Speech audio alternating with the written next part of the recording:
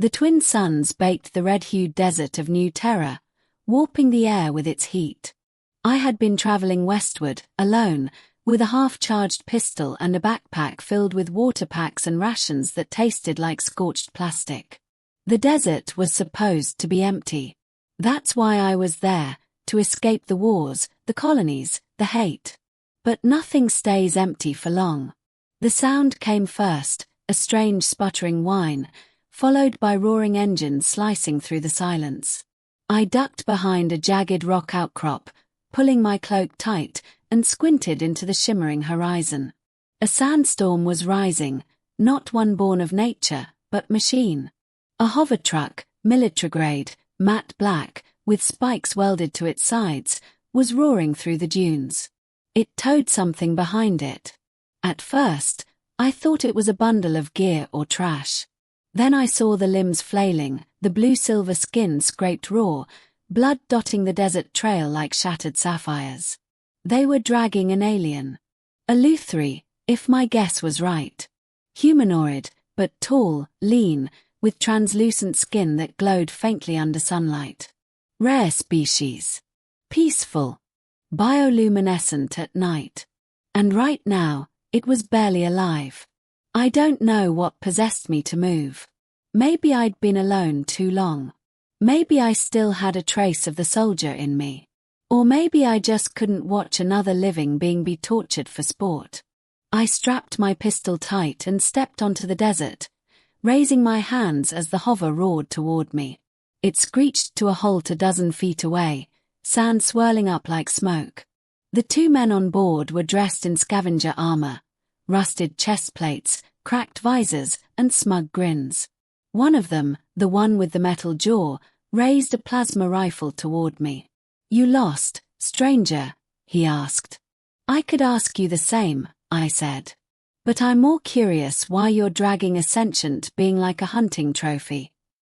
The driver, a thick-necked brute with a sun-scorched face, laughed. "That thing.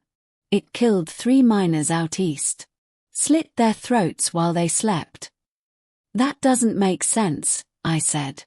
"Luthri are pacifists. They can't even lie, let alone murder." The metal-jawed one leaned forward. "What's it to you?" "Let it go." They both stared for a moment, then erupted into laughter. "You got a whole army behind that rock or something?" the driver asked. "Or you just stupid enough to try?" I said nothing. I just took a step forward. "You're serious?" Metal Jaw grinned. "You're gonna die for that freak." "No," I said. "I'm going to give you one last chance to leave before this turns ugly." The gun fired. I rolled, sand slicing my cheek as the blast shattered the rock behind me. My pistol was in my hand before I even finished the motion. I fired twice.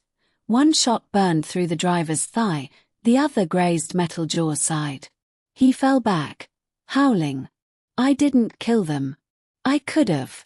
But something about this desert, this alien suffering, made me want to do it clean. I yanked open the cargo latch and rushed to the back. The Luthri's eyes were barely open. Its skin was peeling in places, and one leg was broken, bone glinting unnaturally. I dropped to my knees and whispered, "I'm not here to hurt you." Its voice was faint and musical. "You stopped the pain." "I'm getting you out of here," I said, pulling my knife and cutting the thick synth rope that bound its arms. Behind me, I heard the hover cough back to life. One of the men was trying to drive away. I grabbed the alien and dragged it behind a nearby dune, shielded from view, then sprinted back toward the vehicle. The hover began turning toward us. I fired into the engine. A bright burst of flame erupted as coolant spilled onto the sand. The machine stalled, whined, and fell silent. Both men crawled out, cursing. I raised my pistol again. "Walk. East. Don't stop for 40 miles. Metal Jaw spat. "You'll die out here. You and that thing." "Maybe. But you'll die a lot faster if I see you again." They left, limping into the horizon, swallowed by heat and silence. I returned to the Lutherie and opened my water pouch. Drink. Slowly. It took small sips, its translucent throat pulsing. You risked your life. They would have killed you, I said. That wasn't justice. That was cruelty. The alien shivered, despite the heat. I ran. My pod crash-landed. I came looking for help. They said you murdered miners. I found them already dead. I was trying to warn others. I nodded slowly. Then we need to get you somewhere safe. There's a settlement 50 miles west. Quiet.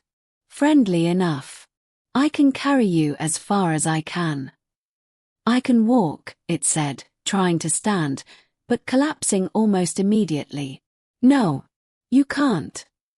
I fashioned a makeshift sled out of scrap cloth, hover cables, and my cloak. Then I began pulling it across the sand. Each step was brutal. The desert swallowed sound, warped vision, and drained strength. The suns bore down without mercy. But the Lutherie didn't complain.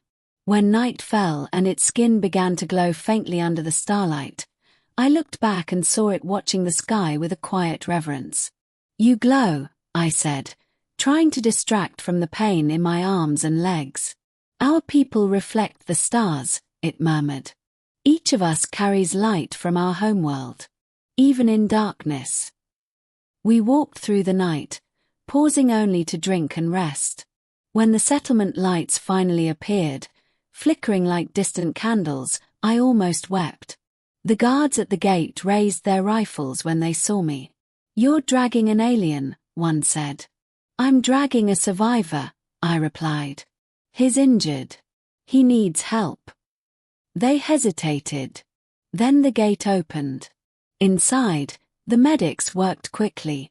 They scanned the Lutherie, stabilized its leg, and gave it proper hydration. One of the elders, a woman named Sarin, pulled me aside. You know who that is? She asked. No. Should I? That's Prince Relshoth of the Lutherie Alliance. His ship was shot down near the mines. The miners didn't die because of him. They died protecting him from mercenaries. I blinked. They were trying to hide him. Yes. And those scavengers must have found out. They wanted the bounty. I looked back at the medbay. The Lutherie prince, still glowing faintly, rested under white lights. He'll recover. I asked. Yes. Thanks to you. I left the settlement at sunrise. I didn't want thanks. I didn't want fame. I just wanted silence again. But as I walked back into the desert, I heard a soft voice behind me. You gave me my life, the prince said, now standing on a walking brace. Wherever your path leads, know this, the Lutherie remember. He raised a hand, glowing brighter for a moment. And then I was alone again. But somehow, the desert didn't feel so empty anymore.